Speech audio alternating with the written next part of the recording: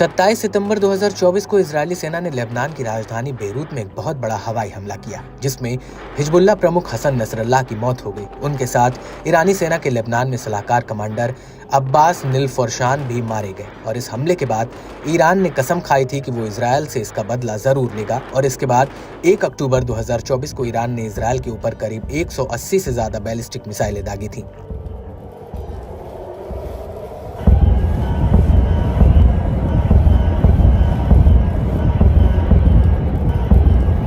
हालांकि उस वक्त इनमें से अधिकतर मिसाइलों को इंटरसेप्ट कर लिया गया, लेकिन इजरायली पीएम नेतन्याहू ने साफ कह दिया कि वो इस हमले की कीमत ईरान से जरूर वसूलेंगे। लेकिन नेतन्याहू के बयान पर पलटवार करते हुए ईरानी विदेश मंत्री अब्बास अग्राशी ने कहा था कि इजरायल इस हमले पर जवाबी हमला ना करे, और अगर उसने ऐसा किया तो अंजाम बहुत बुरा होगा।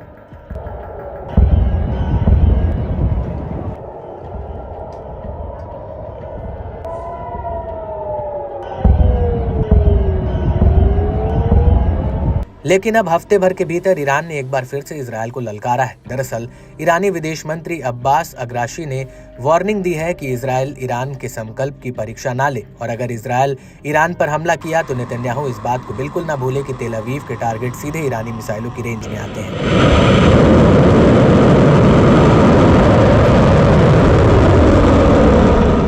رژیم صهیونیستی توصیه می‌کنیم که اراده جمهوری اسلامی ایران رو آزمایش نکنه.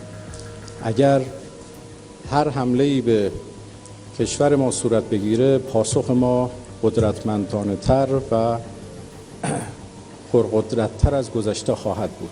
حمله به تأسیسات زیربنایی جمهوری اسلامی ایران با پاسخی محکم‌تر قطعاً مواجه خواهد شد و دشمنان ما می‌دانند که چه اهدافی در داخل رژیم صهیونیستی در دسترس ما قرار داره.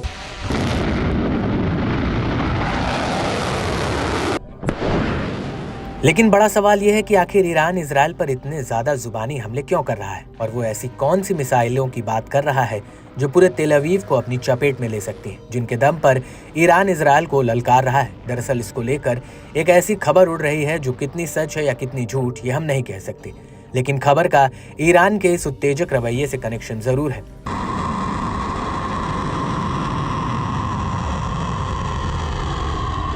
दरअसल कई मीडिया रिपोर्ट्स में दावा किया गया कि 5 अक्टूबर 2024 को ईरान ने अपने पहले परमाणु हथियार का परीक्षण किया। हैरान करने वाली बात यह है कि इस दावे से पहले ईरान और इजरायल में 4.6 मैग्नीट्यूड की तीव्रता वाला भूकंप आया। रिपोर्ट्स के मुताबिक 5 अक्टूबर की रात करीब 10:45 पर भूकंप के झटके महसूस किए गए। यूएस जियोलॉजिकल सर्वे के मुताबिक भूकंप का केंद्र तेहरान से करीब 110 किलोमीटर दूर था, और कई लोगों ने इस भूकंप को असामान्य बताते हुए कहा कि ईरान ने जमीन से करीब 10 किलोमीटर नीचे अपने पहले परमाणु बम का परीक्षण किया है, जिसकी वजह से ये भूकंप के झटके महसूस हुए।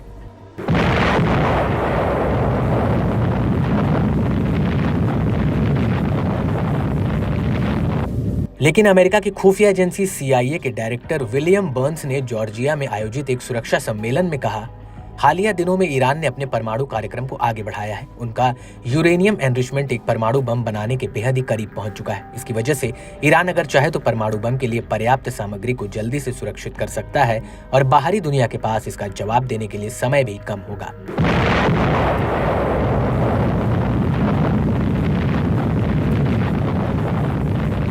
हालांकि CIA मुखिया ने ये जरूर कहा है कि उन्हें नहीं लगता कि ईरान के सुप्रीम लीडर अयातुल्लाह खामेनेई ने परमाणु बम बनाने को लेकर लिए गए अपने पिछले फैसले को बदला है। बर्न्स का कहना है कि खामेनेई ने 2003 में परमाणु बम नहीं बनाने का फैसला लिया था। उन्होंने परमाणु बम के खिलाफ फतवा भी जारी किया था।